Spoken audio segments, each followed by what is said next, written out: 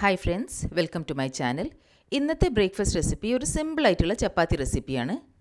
നമ്മൾ ഗോതമ്പ് ദോശ ഉണ്ടാക്കുന്ന അതേ രീതിയിലാണ് ചപ്പാത്തി റെഡിയാക്കുന്നത്.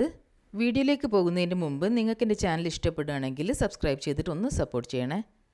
അപ്പോൾ ആദ്യം തന്നെ നമുക്ക് ചപ്പാത്തിക്കുള്ള മാവ് റെഡിയാക്കി എടുക്കാം. ഞാനിവിടെ 1 കപ്പ് ഗോതമ്പ് പൊടിയാണ് എടുക്കുന്നത്. ഇതിലേക്ക് ഞാൻ മൈദ ഒന്നും ചേർത്ത് കൊടുക്കുന്നില്ല. ഇനി ഇതിലേക്ക് ആവശ്യത്തിന് ഉപ്പുകൂടി ചേർത്ത് കൊടുക്കുക. ഇനി ഇതിലേക്ക് ആവശ്യത്തിന് വെള്ളം ചേർത്ത് കൊടുക്കുക. എന്നിട്ട് ഒരു വിസ്ക് വെച്ചിട്ട് ഇതെല്ലാം ഒന്ന് മിക്സ് ചെയ്തെടുക്കുക. ഞാനിവിടെ 1 കപ്പ് ഗോതമ്പ് പൊടിക്ക് 2 കപ്പ് വെള്ളമാണ് എടുത്തിട്ടുള്ളത്. വെള്ളം ആദ്യമേ തന്നെ മുഴുവൻ ഒഴിച്ചു കൊടുക്കണ്ട, കുറേശ്ശെ ഒഴിച്ചിട്ട് വേണം ഇത് മിക്സ് ചെയ്തെടുക്കാൻ. മാവിലുള്ള കട്ടകളൊക്കെ ഉടച്ചിട്ട് ഒരു സ്മൂത്ത് ബാറ്റർ റെഡിയാക്കി എടുക്കണം.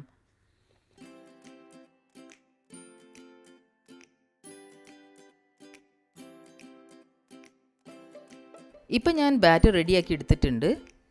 മാവിന് കുറച്ച് കട്ടി കൂടുതലുള്ളത് കൊണ്ട് ഞാൻ വീണ്ടും കുറച്ച് വെള്ളം ആഡ് ചെയ്ത് കൊടുക്കുന്നുണ്ട്. വീണ്ടും നന്നായിട്ടൊന്ന് മിക്സ് ചെയ്ത് കൊടുക്കുക. ഇപ്പം നമ്മളെ മാവ് റെഡി ആയിട്ടുണ്ട്. ഇതുപോലത്തെ ഒരു കൺസിസ്റ്റൻസിയാണ് നമുക്ക് ആവശ്യം ചപ്പാത്തി ഉണ്ടാക്കാൻ.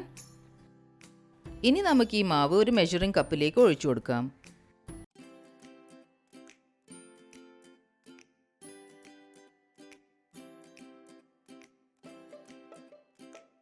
ചപ്പാത്തി ചുട്ടെടുക്കാൻ വേണ്ടിയിട്ട് ഞാനിവിടെ ഒരു നോൺ സ്റ്റിക്ക് പാൻ ചൂടാക്കിയിട്ടുണ്ട്.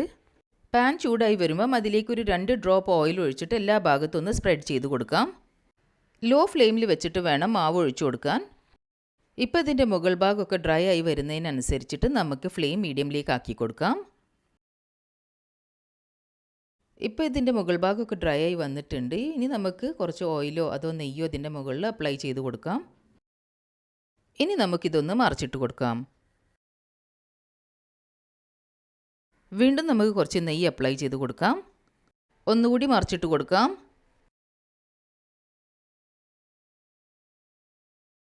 ഇപ്പോൾ ഈ ചപ്പാത്തിയുടെ ഒരു സൈഡ് നല്ല ഗോൾഡൻ ബ്രൗൺ ആയി വന്നിട്ടുണ്ട്. ഇനി നമുക്ക് സ്പാച്ചുലയോ ചട്ടകോ വെച്ചിട്ട് ഇതിൻ്റെ സൈഡൊക്കെ ഒന്ന് പ്രസ് ചെയ്ത് കൊടുക്കാം. ഇപ്പം നമ്മളെ ചപ്പാത്തി നന്നായിട്ട് പൊങ്ങി വരാൻ തുടങ്ങിയിട്ടുണ്ട്. അപ്പോൾ ഈ സമയത്ത് നമുക്ക് സ്പാച്ചുല വെച്ചിട്ട് എല്ലാ ഭാഗത്തും ഒന്ന് ചെറുങ്ങനെ പ്രസ് ചെയ്ത് കൊടുത്താൽ മതി.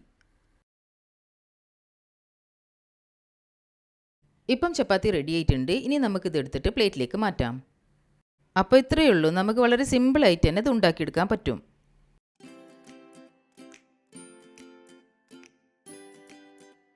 അപ്പോൾ ഇതാ നമ്മൾ സൂപ്പർ സോഫ്റ്റ് ചപ്പാത്തി റെഡി ആയിട്ടുണ്ട്. ഇതിൻ്റെ 2 സൈഡും നന്നായിട്ട് റോസ്റ്റായി വന്നിട്ടുണ്ട്. ശരിക്കും നമ്മൾ മാവ് കുഴച്ച് പരത്തി ചുട്ടെടുക്കുന്ന ചപ്പാത്തിനേക്കാളും എത്രയോ സോഫ്റ്റ് ആയിട്ടുള്ള ചപ്പാത്തിയാണിത്. അപ്പോൾ ഇതുപോലെ നിങ്ങൾ എല്ലാവരും ഒന്ന് ട്രൈ ചെയ്ത് നോക്കുക. നമുക്ക് ഈ മാവിലേക്ക് പഞ്ചസാരയോ മുട്ടയോ പാലോ ഒന്നും തന്നെ ചേർക്കാണ്ട് തന്നെ നമുക്ക് ഈ ചപ്പാത്തി നല്ല സോഫ്റ്റായിട്ട് റെഡിയായി കിട്ടും. മാവൊന്ന് കലക്കുക, ഒഴിക്കുക, തിരിച്ചു മറിച്ചിടുക, അത്ര മാത്രമേ നമുക്ക് പണിയുള്ളൂ. അപ്പോൾ നിങ്ങളെല്ലാവരും ഇത് ട്രൈ ചെയ്യണം. എന്നിട്ട് നിങ്ങളെ ഫീഡ്ബാക്ക്സ് കമൻറ്റ് ബോക്സിൽ കൂടി എന്നെ അറിയിക്കണം.